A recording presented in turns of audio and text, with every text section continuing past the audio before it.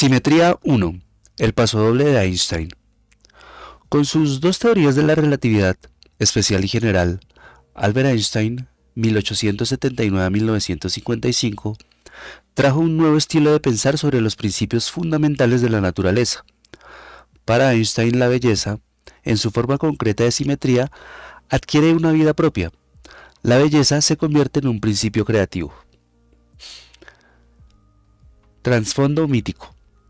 Al describir su enfoque de la ciencia, Einstein dijo algo que suena inequívocamente precientífico y evoca a aquellos antiguos griegos a los que admiraba. Lo que realmente me interesa es si Dios tuvo alguna opción al crear el mundo. La insinuación de Einstein de que Dios o un artesano hacedor de mundos podría no haber tenido opciones habría escandalizado a Newton o a Maxwell. Encaja muy bien, sin embargo, con la búsqueda pitagórica de una armonía universal, o con el concepto platónico de ideal inmutable. Si el artesano no tenía elección, ¿por qué no la tenía? ¿Qué podría constreñir a un artesano hacedor de mundos? Una posibilidad es que el artesano sea en realidad un artista. Entonces la restricción sería el deseo de belleza. A mí me gusta inferir, y así lo hago, que Einstein pensaba en el estilo de nuestra pregunta. ¿Encarna el mundo ideas bellas? Y que puso su fe en la respuesta sí. La belleza es un concepto vago, pero también lo eran ya puestos conceptos como fuerza y energía. Mediante el diálogo con la naturaleza, los científicos aprendieron a refinar el significado de fuerza y energía, a darles un uso coherente con importantes aspectos de la realidad.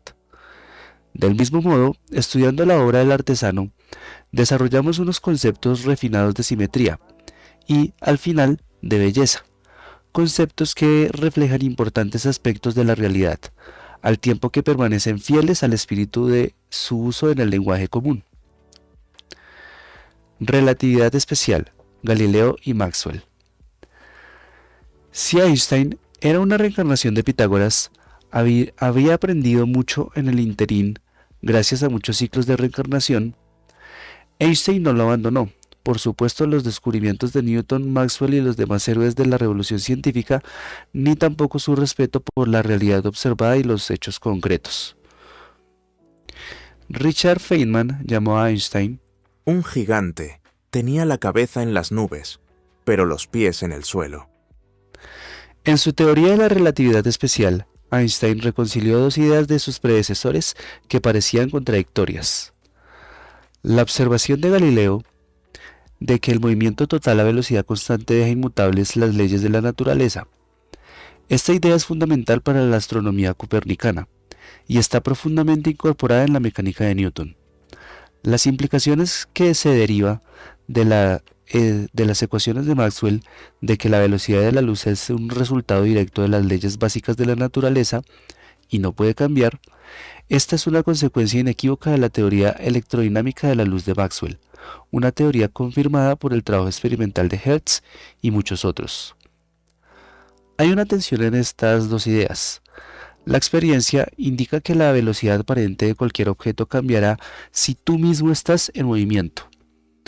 Aquiles alcanza a la tortuga e incluso la adelanta. ¿Por qué tendrían que ser diferentes los rayos de luz?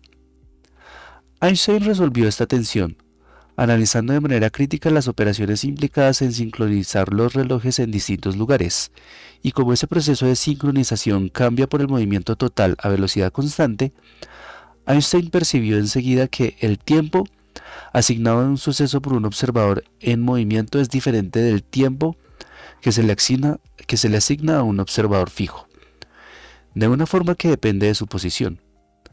Al referirse a los sucesos que observan en común, el tiempo de un observador es una mezcla del espacio y del tiempo del otro, y viceversa. Esta relatividad del espacio y del tiempo es lo que era nuevo en la teoría especial de Einstein. Las dos conjeturas de la teoría ya estaban allí, ampliamente aceptadas antes de su trabajo, pero nadie se había tomado ambas lo bastante en serio para requerir y forzar su reconciliación. Como las ecuaciones de Maxwell contienen la velocidad de la luz, la segunda conjetura de la relatividad especial que la velocidad de la luz es invariante bajo transformaciones galileanas, se sigue directamente de la idea que motivó a Einstein, que era preservar tanto las ecuaciones de Maxwell como la simetría galileana. Pero es una conjetura mucho más débil. De hecho, Einstein prosiguió dando la vuelta al argumento, al mostrar que el sistema completo de las 4 ecuaciones de Maxwell se puede derivar de solo una de ellas, haciendo transformaciones galileanas para recuperar el caso general. Poniendo una carga en movimiento, obtienes corrientes, y poniendo campos eléctricos en movimiento, obtienes campos magnéticos. Así que la ley que gobierna como las cargas eléctricas quietas generan campos eléctricos, después de las transformaciones de Galileo, da el caso general.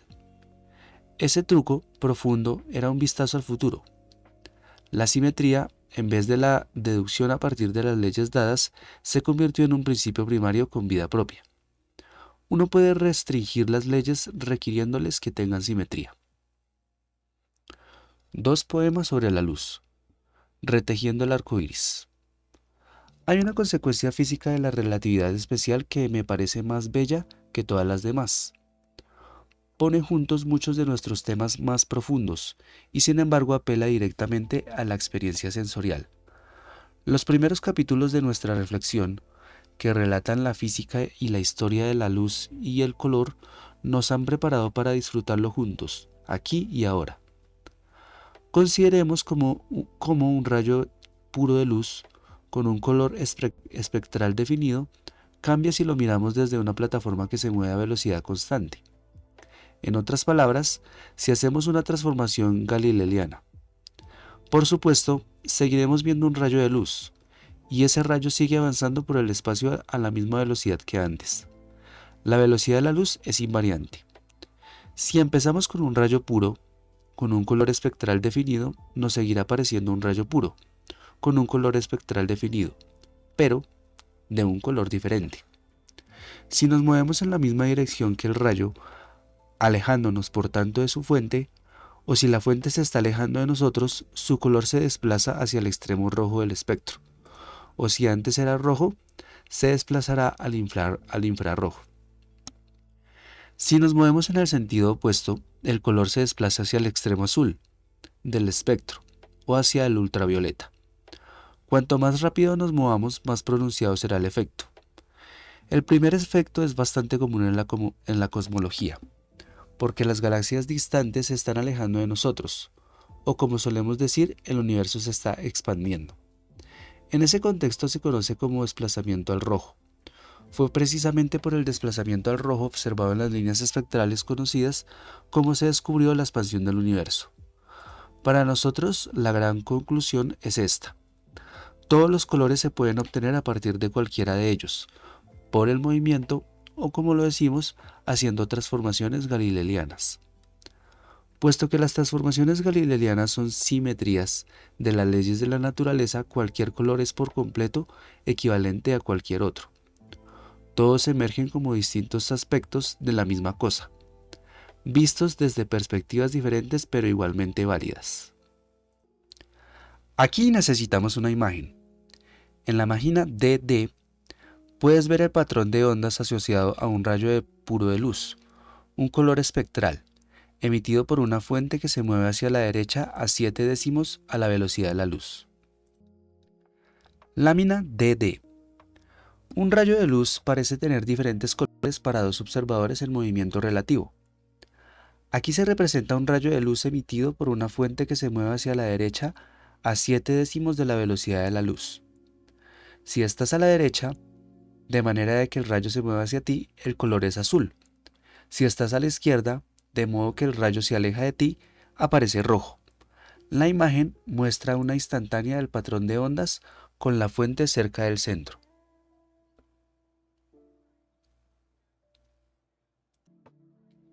Si tú estás a la derecha, de modo que el rayo se está acercando a ti, percibirás su color como azul. Si estás a la izquierda, de manera que el rayo se aleja, aparecerá rojo. En esta instantánea, la fuente está cerca del centro.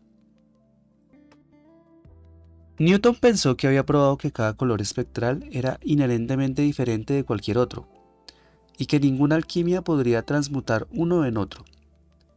El trabajo experimental de Newton estableció que la luz de cada color espectral persiste en ese color pese a la reflexión, la refracción o muchos otros procesos transformativos. Pero metió la pata. Solo con que Newton hubiera intentado correr entre sus prismas a unas cuantas decenas de miles de metros por segundo, se habría dado cuenta de su error. No es más que una broma, por supuesto. Es bastante común, aunque horroroso, ver que los divulgadores y los observadores de la ciencia dicen cosas de este tipo sinceramente, como si cualquier cosa distinta de la última verdadera teoría del todo fuera una basura. Es una versión en peso mosca del tipo de pensamiento que subyace en las ideologías intolerantes y totalitarias. El argumento real que quiero subrayar es justo el contrario. ¿Hasta qué punto eran casi correctas las teorías de Newton y lo muy útiles que siguen siendo? Aún así, es hermoso descubrir que hay otro capítulo en esta historia, en el que descubrimos una unidad profunda debajo de la diversidad de las apariencias y sujetándolas. Todos los colores son una misma cosa, vista en distintos estados de movimiento. Esta es la respuesta brillantemente poética de la ciencia a la que deja de Keats de que la ciencia desteje el arco iris, reanimando el color. La esencia física del color, como la esencia física del tono musical, es una señal que varía en el tiempo. La variación temporal de la luz es demasiado rápida para que nuestra sustancia pueda seguirla. Su frecuencia es demasiado alta y, por tanto, para sacar lo mejor posible de una situación difícil, nuestro sistema sensorial procesa la información y codifica solo una pequeña parte de ella como color percibido. Ese código al final conserva pocas trazas de su origen. Cuando percibimos un color, vemos un símbolo del cambio, no la propia cosa que cambia. Pero podemos recuperar algo de la información subyacente, en concreto trayendo de vuelta la variación temporal, cambiada de escala para adecuarse a las habilidades humanas. Mediante este acto de restauración transformadora expandiremos las puertas de la percepción. Relatividad general, localidad, anamorfosis y fluidos permisivos.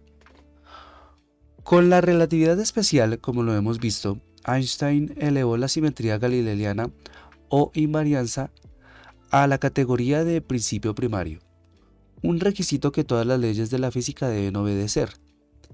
Las ecuaciones de Maxwell satisfacen ese requisito tal y como están. Las ecuaciones del movimiento de Newton no lo satisfacen, pero Einstein aportó una mecánica modificada que sí lo hace. Para los cuerpos que se mueven mucho más despacio que la velocidad de la luz, la versión de Einstein reproduce las respuestas exitosas de Newton.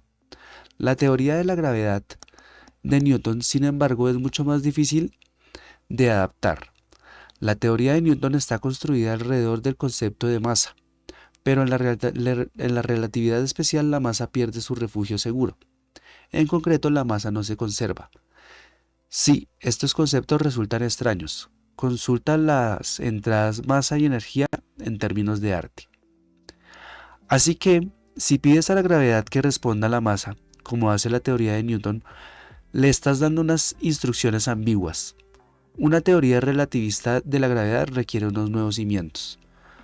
Al final, Einstein resolvió el problema en su teoría general de la relatividad mediante un concepto intensificado de simetría. Hizo a la simetría, en concreto a la simetría galileana local. Podemos entender la simetría local, que es la que tenemos en la relatividad general, contrastándola con la simetría rígida, que es la que tenemos en la relatividad especial.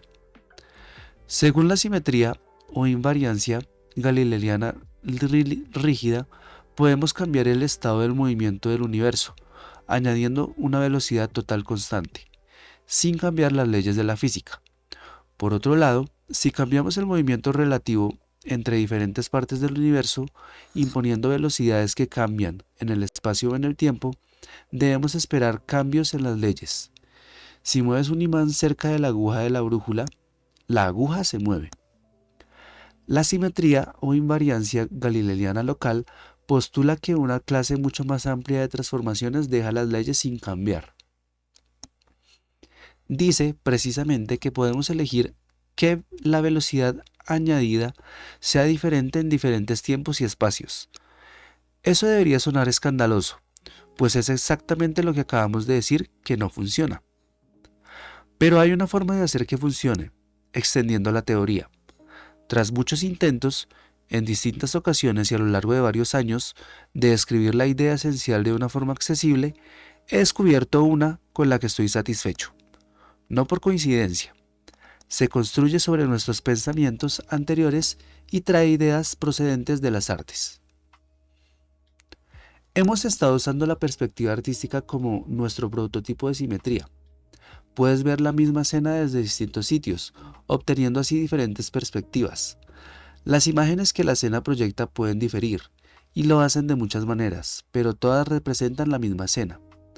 Cambiar de perspectiva sin cambiar la escena es un ejemplo resplandeciente de simetría. De manera similar, podemos ver el mundo desde una perspectiva diferente si le imprimimos una velocidad constante, o, lo que viene a ser lo mismo, mirándolo desde una plataforma móvil. Cuando hacemos eso, muchas cosas parecerán diferentes, pero, según la relatividad especial, las mismas leyes de la física seguirán vigentes.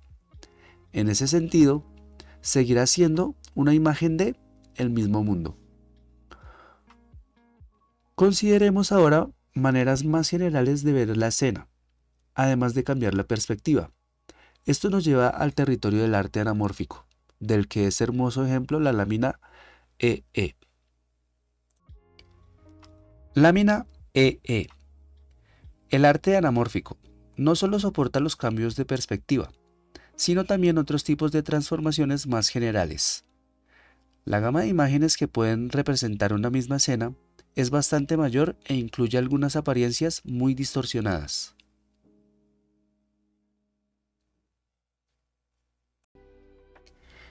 El arte anamórfico utiliza lentes, espejos curvos y otros ingenios para generar imágenes que se reorganizan de maneras interesantes y ricas en formas.